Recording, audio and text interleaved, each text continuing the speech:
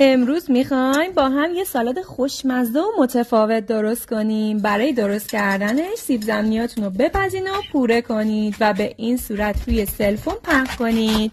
حالا موادی که داخل کپشن براتون مینویسم کاملا خرد کنید و روی پوره سیب زمینیتون اول یه لایه سس، بعد لایه مواد رو بهش اضافه کنید. من بین لایه ها یه مقدار پودر آویشنم برای عطر و طعم بهترش اضافه کردم. بعد از اینکه مواد رو کامل ریختیم در آخرم جعفری خورد میکنیم و روی موادمون میریزیم. حالا با کمک همون سلفون این سیب زمینیامون رو رول میکنیم و 2-3 ساعت میذاریم داخل یخچال. بعد از اینکه از یخچال در آوردیم روش رو سس مایونز میزنیم و با جعفری خرد شده، کلم، هویج و نخود فرنگی تزیین میکنیم و به این صورت تحویل میگیریم. نوش جونتون باشه. راستی رفیق، هیچ میدونستی اگه برنج زنده تر آبکش شده، لپه پخته شده، گوشت چرخ کرده به همراه پیاز تفت داده شده، سبزی معطر، پیاز داغ عسلی فراوان، ادویه، پوره گوجه رو با هم خوب ترکیب کنی، بعد داخل شکم بادمجون و فلفل دلمه رو خالی کنی و از مواد پر کنی. برای سسش هم رو به گوجه رو به همراه ادویه تفت بدی و ترکیب آب و آبگورو و آب لیمو بریزی و روی دلمه ها اضافه کنی. خوشمزه ترین دلمه عمرتو درست کردی. میترکونه دلمه.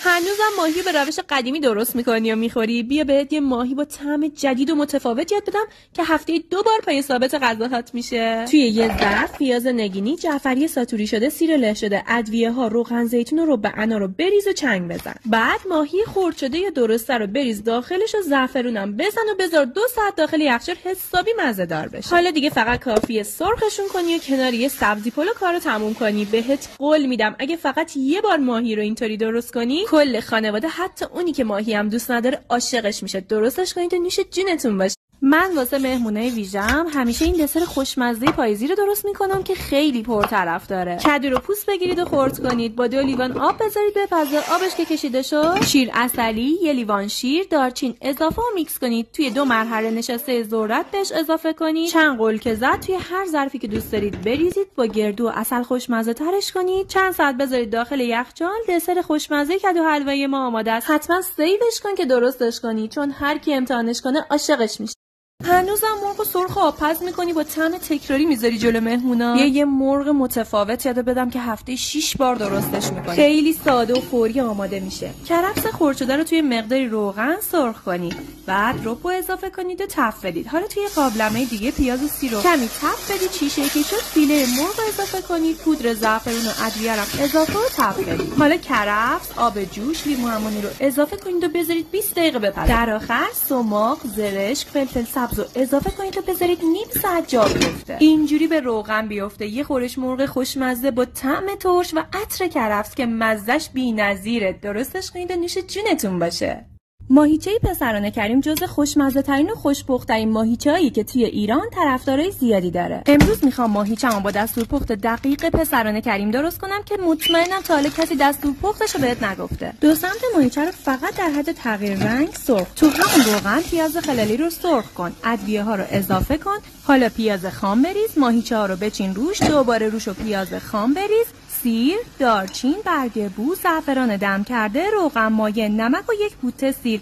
درشو بذار چند ساعت با شعله کم جا بیفته. 10 دقیقه آخر پخت ماهیچه ها رو برعکس کن تا سس کامل به خوردشون بره. آب لیمو رو هم اضافه کن و در آخرم با شوید پلو سروش کن. این ماهیچه به قدری خوش بافته که توی دهن آب میشه. ماهیچه رو حتما با این روش درستش کنید و نوش جونتون باشه. مطمئنم نمیدونستی که اگه 2 طرف سوسیس رو سرخ کنی، تخم مرغ رو جدا توی ظرف با ادویه و نمک خوب مخلوط کنی و به همراه فلفل دلمه به تابه اضافه کنی. خودشو که گرفت نون گرد روش فیکس کنی، برگردونی، روش پنیر پیتزا بریزی، دربشو بذاری که فقط پنیر آب بشه. در آخرم برش بزنی و با هر چی که دوست داری تزیین کنی. خوشمزه ترین و فوری ترین شام دنیا رو آماده کردی که با این کش جذابش کوچیک و بزرگ عاشقش میشن. مطمئنم نمیدونستی اگه به تخم مرغ پس گردو، سیر، شوید، کره، نمک و فلفل اضافه کنی و داخل غذاساز میکسش کنی، پروتئینی ترین و خوشمزه ترین میانوردی دنیا رو درست کردی که کوچیک و بزرگ عاشقش میشن. میدونستی که اگه یه دست دل جیگر دنبه بگیری و خوب بشوری، دنبه ها رو ریز خورد کنی و توی تابه بریزی، دنبه ها که به روغن افتاد پیاز خلالی اضافه کنی، کاراملی که شد زردچوبه و فلفل سیاه بزنی، بعد دل که سفتره اول خرد کنی و به پیاز داغ اضافه کنی و اجازه بدی بپزه. حالا جگر رو مکعبی خرد کنی، بعد فلفل دلمه خلالی و یه قاشق رب با تف بدی و جگر رو اضافه کنی، با نمک تف بدی، گوجه خرد شده رو سرخ کنی. پرطرفدارترین و خوشمزه ترین غذایی رو داریم که مامان بزرگامون قدیما خیلی درست میکردن. اگه میتونی اسم این غذا چیه حتما برام کامنت.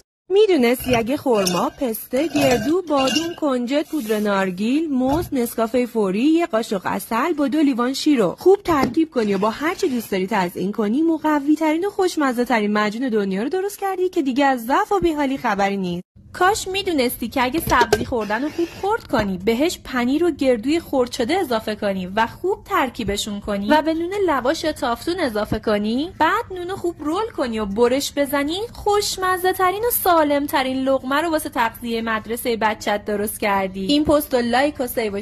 یکی از خوشمزه ترین و مخصوص ترین غذاهای رستوران‌های بزرگ تهران همینیه که امروز میخوام بهت یاد بدم و مطمئنم تا حالا این طعم استثنایی رو هیچ جا ندیدی، چون یه رسیپی خاص داره که مخصوص رستوران‌های بزرگه. همونطور که دیدین ران دنبه گوسفندی رو خرد کردم و ادویه دادم و به سیخ کشیدم. کف قابلمه اول دنبه ورقه‌ای، سیب زمینی، چند حلقه پیاز و چنجه‌های چوبی روی حرارت ملایم 5 ساعت بذارید که دنبه‌ها ذوب بشن.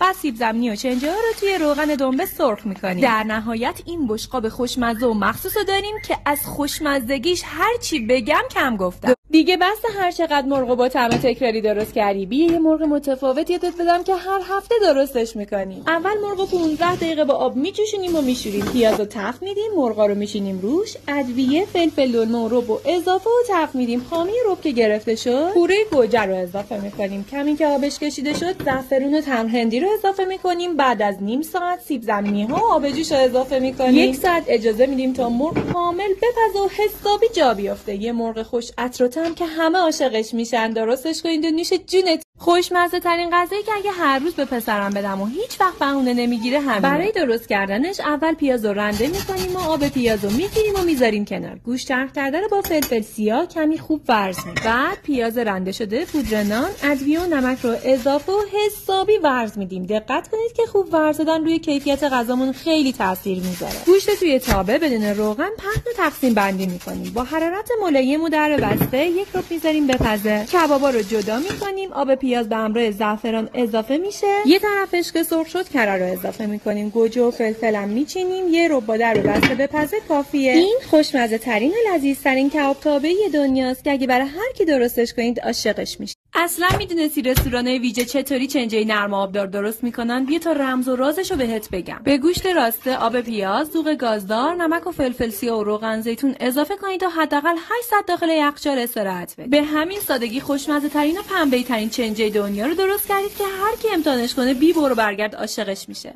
اصلا اگه به ازای هر 4 نفر 1 پیمانه نخود لوبیا و 1 پیمانه عدس رو بذاریم بپزه و توی آب در حال جوش تمامی حبوبات سبزی آشو بریزیم و بذاریم روی حرارت، پیاز خلالی رو سرخ کنیم، زردچوبه، زیره، فلفل سیاه، نمک اضافه و ترکیب کنیم، بعد هم سیر و نعنا رو اضافه و تفت بدیم و به مواد اضافه کنیم و در آخر هم به ازای هر 4 نفر 200 گرم رشه به ترکیب اضافه کنیم و 20 دقیقه بهش زمان بدیم. یه آش خوشمزه و جا افتاده داریم که از خوردنش سیر نمیشی. من این آشو برای 10 نفر درست کردم. شما میتونید به ازای هر 4 نفر اندازه رو کم و زیاد کنید. سیو. میدونستی اگه گوجه رو این مدلی فریز کنی برای زمستون دیگه موقعی پختن آب نمیندازه، اصلا هم بوی بدی نداره. الان بهترین زمان فریز کردن گوجه است، چون گوجه‌های زمستون نه رنگ داره و نه مزه. کافیه گوجه‌های سفت و حلقه‌ای برش بزنید، داخل نایلون با فاصله بذارید و داخل فریزر قرار بدید. بعد از اینکه کاملا یخزده داخل ظرفای پلاستیکی بذارید. این پست و لایک و سیو کن تا دوستاتم این مدل. کاش میدونستی که اگه توی تابه روغن و نمک بریزی، 2 تا گوجه، بادمجون، سیر، فلفل بذاری و درشو ببندی، بعد از چند دقیقه پوست گوجه رو جدا کنی و همه مواد رو با گوشت خوب له کنی، بهش 2 قاشق کشک، پیاز داغ عسلی، نعنادار و پودر گردو اضافه کنی و خوب ترکیب کنی، خوشمزه ترین غذای دنیا رو درست کردی که حتی اونی هم که از بادمجون بدش میاد عاشقش میشه.